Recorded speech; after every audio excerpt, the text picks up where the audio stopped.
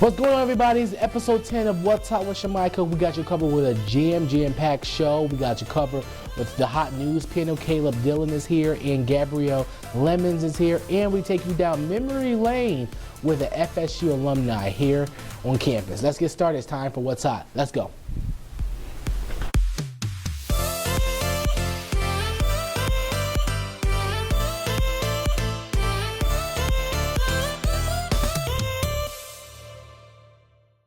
Hello, everyone, and welcome to What's Hot. Let's get started. It's time for hot news.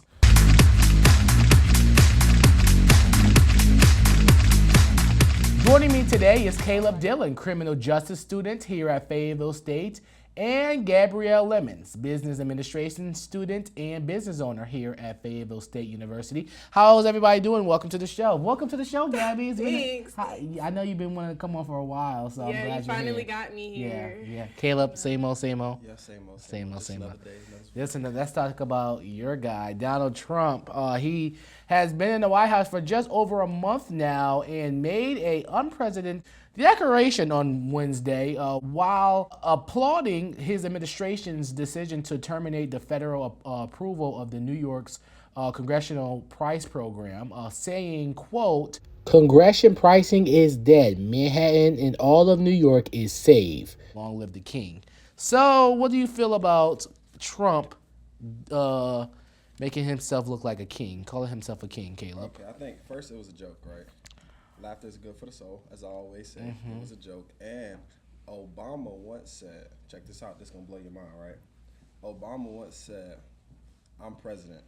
I could do what I want, as a joke. But the world didn't go crazy about it. Why?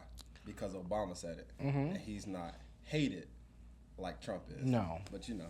But also, Obama didn't say that he wanted to be a dictator day one. So when you know, we have a president that said when he was campaigning, he said he wanted to be a dictator day one, aka a king, quote unquote, in some other countries, then people will have to take that to consideration. But he can't be a dictator. Exactly. It's a constitution involved. Okay. So you can say a lot of stuff, but if you that's can't still do what he it, wants. Like, let's think about his mindset. And you just tried to compare what Obama says to what Trump said. You know how much silly stuff comes out that man's mouth?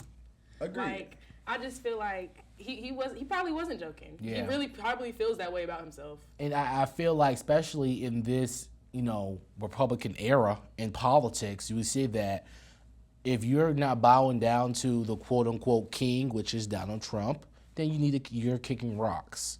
That's not true. Allegedly. Okay, explain why you say that.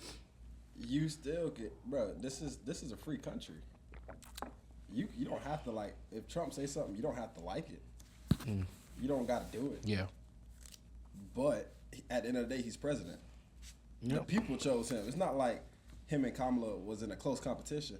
He won all 7 swing states. This is what the people wanted. You get who you vote for. Gabby. Okay. There's a lot of people. Okay, you just said that Trump get a lot of hate. Let's talk about it. So I feel like people more so probably weren't voting for Trump, but against Kamala. Like the people who did vote at that. But a lot of people in this country hate that man. Agreed. So no, it's not what the people wanted. It's what white America wanted. There we go. Because that's what white America we live in. Yeah.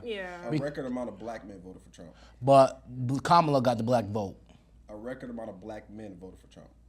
Okay, but black Kamala men Kamala who probably didn't want women in office. You know, we're still in that era too, where people don't want women in office and women in power. That's not right. It's not. Agreed. But they voted for the other option. But I just don't understand why you shouldn't be joking in that aspect. Now, there's levels of joking. I get you, even though you're a leader. Yeah. Obama said he could do whatever he wanted to do. But as a joke, but Obama didn't say that he wants to be a dictator day one. So people are what Trump was saying during campaigning. People thought he was lying, he was capping. Now he's actually fulfilling his promises now. So if he wants to be a king, even though he can't, there's other people who probably will pass certain things and make him feel like he's a quote unquote king. Okay. For instance, he has Elon Musk as his tech support, as they said, he said on Fox News. how's Elon Musk? We didn't vote for Elon Musk. The American people did not vote for Elon Musk. So why is he getting a certain staff and certain privileges as a federal employee? Right. Explain that. As president, you pick your staff, right? Yeah. So if Donald Trump wanted to pick Bobby off the side of the road, he could. Why? Because he's president. So if Donald Trump wants Elon Musk to be right next to him when he says or does certain things, he could do it. He's president. He chooses his staff. It's That's also in a the money Constitution. thing. It's a money thing though. Yeah. Like people with money, they're all in power. Like they have the power, they hold the power, and they know this, which is why they're collectively. You saying, oh, he can go pick somebody up off the street and da da da. No, he's gonna get somebody else with some money because he got money, and so they can rule and do what they want. That's kind of how we're in white America. So what exactly are they doing? You tell me. You tell me. You said that they can do what they want. What have he been doing? Okay. Just signing executive order after executive order after executive order after executive order. Okay. As soon as he got in the position. Hold on, I got a question. I'm reminded of Biden doing it. Mm-hmm. I'm reminded of Obama doing it. So what's the problem with Trump doing it? Because they're not making sense. What do you mean? They do make sense. Why are you signing an executive order to make it, what was it? If you lived here, you're not an American citizen. If you were born here, you're not an American citizen. Remember that? When it didn't get passed because of it's against the Constitution? Right. Yeah. So, but why would you sign something if it's not? Okay. If it's against the Constitution? You named one of his worst ones, but let's talk about the order he's about to sign about Section 8 housing, right? To where you can't stay there for 20 years. Yeah, that's fair. It's a stepping stone. Yeah. So there's some good and bad. You just want to say the bad, but Okay, wait. Again, though. Okay. Are those his intentions? To what you got to really think. What are his intentions with what he does? I feel like it's not for the good of the people who I feel like it's helped. only for white America, rich people. It's not for middle class. That's what he doesn't look at anybody so you below. You don't think this executive order he's working on with Section 8 is for middle class or to lower class? Do you think that's his intention? I feel like some good can come from it, of course. I don't really care about his intentions. In this you aspect. should. Yeah, as a leader, he needs to have the intentions to do right. Now, if he does something and something good comes out of it, oh my gosh, like that happened. But what about the next time he does something? His intentions are not good. So as far as this whole Section 8 thing, you think he has bad intentions? I feel like it doesn't make it. I think it was that wasn't broken. That system wasn't broken. If you are in Section 8, it was broken. I feel like with that. Why is there Mercedes in Can Park, which is the hood? Why is there Corvettes in Fraser Homes, which is the hood where I'm from? You're from the hood? No. Oh, I'm okay. saying like in my city, that's the hood. Okay. I'm from. Let's not talk about where I'm from. Pooler, Georgia. Yeah. But that's a problem. Yeah. What you mean? I'm going to Vegas and I got family members who live in the projects gambling more than me in Vegas. What do you mean? That don't make sense. That don't make sense. That's fair. But their lifestyle they can do that because they're paying $500 for rent. What do you mean you're paying $500 for rent in 2025? Ooh, I wish I could do that. Oh my God, this economy. But we'll be right back. This is What's Not What Shimei Cook. More next.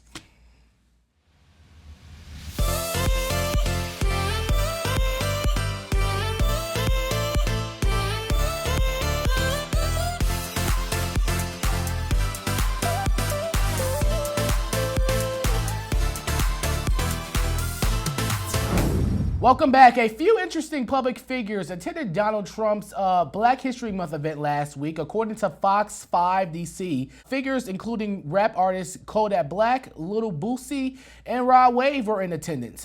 Gabby, do you think these black artists will lose their supporters who are black supporters because they went to Trump's event? No. Let's be for real. There's a good bit of rappers, actors that are known Trump supporters, and I still listen to their music. I still watch them on TV. I feel like that has nothing to do really with the stuff that they produce and put out for everybody to listen to. Like, you got Snoop Dogg, you got Nelly, Ice Cube, Lil Wayne, Chris Brown, Rick Ross, Waka Flocka. my God. Sexy Red. I just feel like we still listen to their music, do we not? I feel like their political standpoint versus their work, their line of work and their art, they're not. It's totally different. Yeah. Caleb? Nah, they still gonna have all the support from the black community. They might lose a couple. Yeah, they might lose a Here's the few. thing, especially, I'm just gonna tap into Kodak Black, right? Kodak Black, it'd be wrong if he didn't go. It'd be wrong if Kodak Black wasn't there. Why?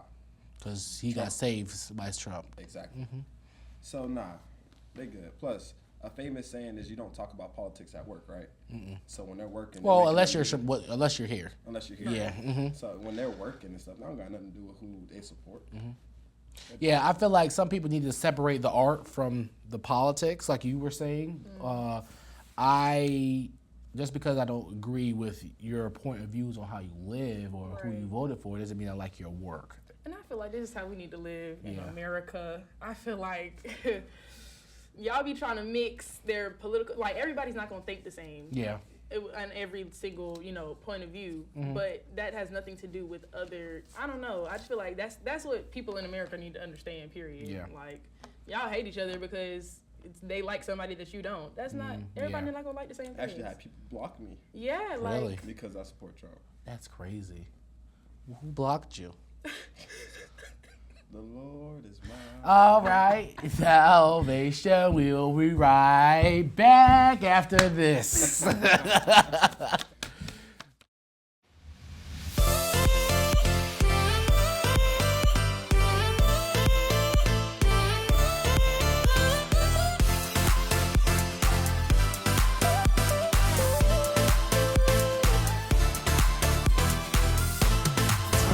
Welcome back. A$AP Rocky has been found not guilty on both charges on his felony assault trials after being accused of shooting former longtime friend A$AP Rocky. The rapper was facing up to 24 years in prison if found guilty. According to the Rolling Stone, A$AP jumped over the bench wall and hugged his girlfriend Rihanna after he was found not guilty and the verdict was read. Thoughts on the trial, Caleb? I'm gonna start by saying this. I love when he hopped over. Whoa. Because Okay. I love when he hopped over the bench. Yeah, there we go. Okay. Because Rihanna was down, holding him. You feel me? Always had his back. And hey, man, me personally, I think he dodged the bullet. But you know, Gabby. yeah, that was great. That was Yeah. cute, for sure. I don't know much about the trial. trial in I didn't know in that detail. I didn't know that it was the A$AP like mafia or something like There's that. a whole A$AP mob. You got all these there's a whole group picture of them, just all of the A$APs together. I know had that. no idea. All I knew was A$AP Rocky, but yeah, all of my cousins. That explains a lot. All right, a hot question of the day. Here it is. Sorry, there's a smooth transition right there. All right, the question is, would you keep something that your ex gave you, Gabby? yeah, like I don't see the problem in wearing something. Ooh, don't make that face. I don't see the problem in wearing something that my ex gave me. My ex, me and her, we shared clothes all the time. Like, Y'all the same size. she was 6'3". Oh, And so you like to climb trees? No, No, you're I'm both I'm tall. a tree myself. Oh, yeah, that's right. I don't Okay. have to climb anything. I just feel as though, like, we wore the same size sweatpants or like shorts or shirts. This is I daytime still wear that television. stuff to this day. I mean, she might want it back, but she's not getting it. Yeah, it was cute. So I don't see the problem. Caleb? I would say this. Hold on to these chairs. Hold on, I'm holding. I will wear what my ex brought for me with my new girl. You're wearing that right now too. Oh no. Yeah. We're not gonna talk about this jacket. Why not? Because This is something the ex gave you. who said she was the ex? They just don't talk anymore. Who They're said not that? talking right now. We don't. You said No, we didn't say anything. You feel me? Before it's But yeah, I will wear it with my new girl. Not Girls, saying, not saying plural. No, Plural. not plural. Saying I'm not a whore. But yeah. oh, Are y'all disagreeing? I Listen, me personally, I have had this happen to me. I have got like casual clothes. No girls gonna wear suits, but like I had a favorite shirt that I used to wear all the time, like an overshirt, and my ex has it, and she has wore it publicly, and I kind of want it back. But okay, you're the only one that knows that Yeah. it's yours, though. Like, But okay, now what about a ring? If the relationship doesn't work out, is the ring supposed to be given back, or should the female still wear it? Because I have had people still wear my ring that I have given them. okay, now listen. All right. The same ex, she got me a promise ring. Promise didn't go fulfilled. The promise got broke, but it's okay. That's okay because we were still friends after, whatever. Allegedly. Now, I didn't wear it every day. I didn't wear it as constant as I did when we were together. But it was a cute ring, and it was, a wee bit expensive. So, like, if I was dressing up or something and I had my jewelry on, I wore the ring to match. In my opinion, if you still wear the ring, you still have feelings for the person. In my opinion, the ring had nothing to do with her. That gets very delusional. The ring had nothing. I didn't. Well, I said didn't what she think about said. her. What you said. Nah, I didn't that's think not about her when delusional. I had the ring on. I feel like you still have feelings for that person if you still wear the You think ring. it's soul tied to the ring? Huh? You think it's soul tied to It's the an ring? object.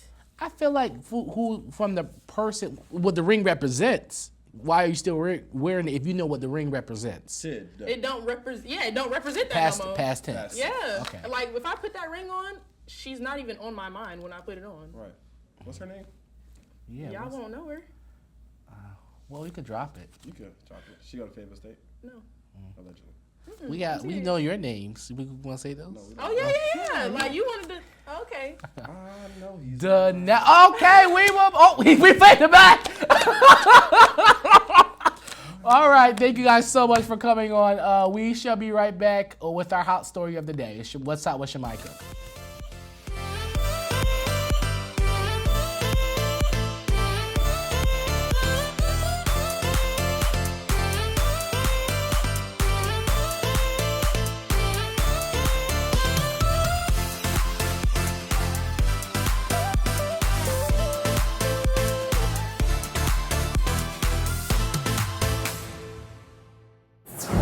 Welcome back, everyone. Ella Fleming is a Fayetteville State University alumni whose family connection to the school spans 4 generations. Miss Fleming's story isn't just about education, it's about legacy, perseverance, and community. I had a chance to speak to Miss Fleming on how she's doing just that. On the historic campus of Fayetteville State University, amid century-old oak trees and modern facilities, walks a living testament to educational persistence. Ella Strong, now Ella Fleming, graduated from FSU in 1970 with a degree in business education. But her connection to this institution began decades earlier through her father, James Alexander Strong, who attended FSU in the 1940s. Why did you want to carry on the legacy of being a Bronco here at Fayetteville State? I wanted to help him complete his dream. He didn't finish here. He ended up leaving and eventually marrying my mom. And I just felt like I needed to complete that dream, not only for him, but for myself as well. Fleming, who grew up in Oxford, North Carolina, became what's known as a second-generation Bronco, attending during the presidency of Dr. Rudolph Jones, a pivotal figure in the university's development. Rudolph Jones Student Center, that was your president. Yes, he was my president when I came here as a freshman, and also through to either the end of the sophomore year or beginning of junior year. I think for the freshman and sophomore year, he was my president. And when we came here as freshmen in '66 under Jones's administration, he actually opened up their home for a reception for us as new incoming freshmen. And so we actually went into his home and enjoyed refreshments there. As an educator, she inspired 2 more generations of Broncos. Her daughter, Nicole, who graduated in 2005, and grandson, Vincent, who is attending this coming fall. Why is that culture so important to you to carry on the legacy here at Fayetteville State? I think it is something innate. My family, especially on my dad's side, a lot of them were educators. Also, too, they were, meaning my parents and my great-grandfather in particular, was a proponent of education. They all felt that education, especially for African Americans, was a ticket for your success. As a student, Ella would spend a lot of her college memories on the Cook Quad. There were a group of students that had formed a combo, a jazz band, and they were good too. And as a matter of fact, the current chancellor's mother-in-law was my classmate. Wow. She was dating one of the jazz persons at the time, and they would come there right where that young man is walking there now. They would set the band up there and just jam for the longest. Now, She also made a lot of memories in Joyner Hall, where she lived and became close with her dorm matron, Willie Ganaway, where she was one of her assistants. she didn't play games. She was one of those stern grandmothers. Now, was she someone that you trusted, that you could go to and ask anything if you had a problem with Yes, her? Okay. yes. You're talking about a building full of young girls away from home, many of us for the very first time. Yeah. She needed to be Stern. stern. Yeah. Yeah, That taught Yeah. you to Yeah. be who you are today. right, Yeah. exactly. Yeah. Exactly. That's what you- Now she just picked up where my mom and grandma left off. They were no-nonsense persons too. 55 years later, Ms. Fleming still believes historically black colleges and universities are still important in our society. Someone raised the question if I thought that HBCUs were still vital. And more than ever now, especially with today's environment, with this new administration in the White House, you better believe they are vital. We stopped by the Helen T. Chick building, which was the school library and is named after Miss Fleming's old librarian. We also visited the Lilly Gymnasium, a place where Ella watched a lot of Bronco basketball games. One memorable game was, you may have heard of the sports player, basketball player, Earl the Pearl Monroe. That was a very exciting game, yes. So that, as far as that's concerned, as far as sports is concerned, that's the most memorable for the sports. We went down memory lane with Miss Fleming's by showing her class photo from 1970.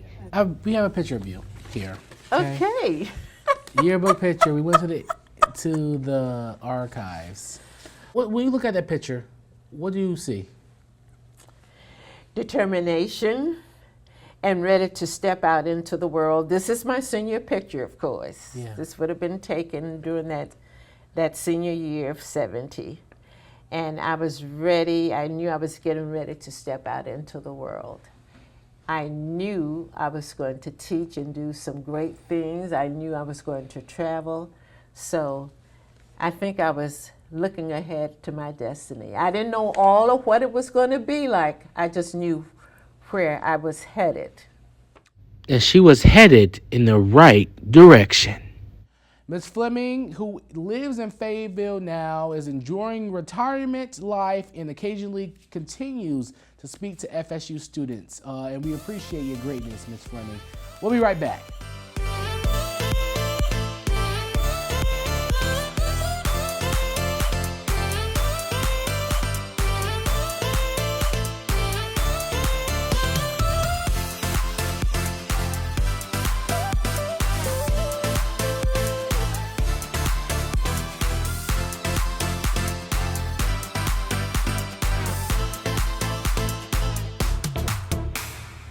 Hello, everyone, and welcome back. It's time for my Hot Spotlight. In honor of Black History Month, our final Black History Month Hot Spotlight is going to Wendy Williams. Wendy Williams is an American television host, author, and media personality who was born on July 18, 1964, in Asbury Park, New Jersey.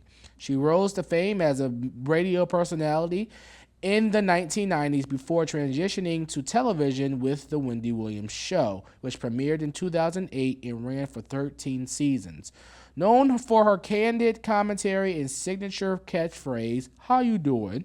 Wendy Williams built her career on celebrity gossip and unfiltered opinions. Beyond broadcasting, she authored several books, including her autobiography and fiction works, and ventured into fashion with her own clothing line. Wendy is also one of the reasons why I got into media, and she's one of my big inspirations for becoming a broadcaster. So, Wendy, we honor your greatness and happy Black History Month. We shall be right back.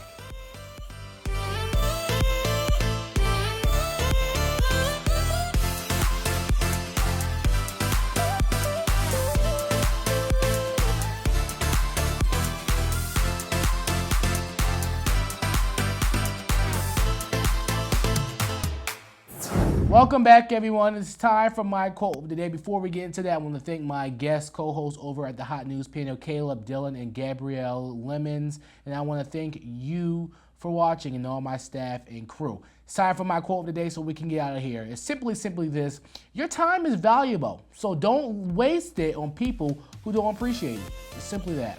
I love you for watching, and see you next time on What's Up with Shimei Cook. The action never stops. Bye-bye.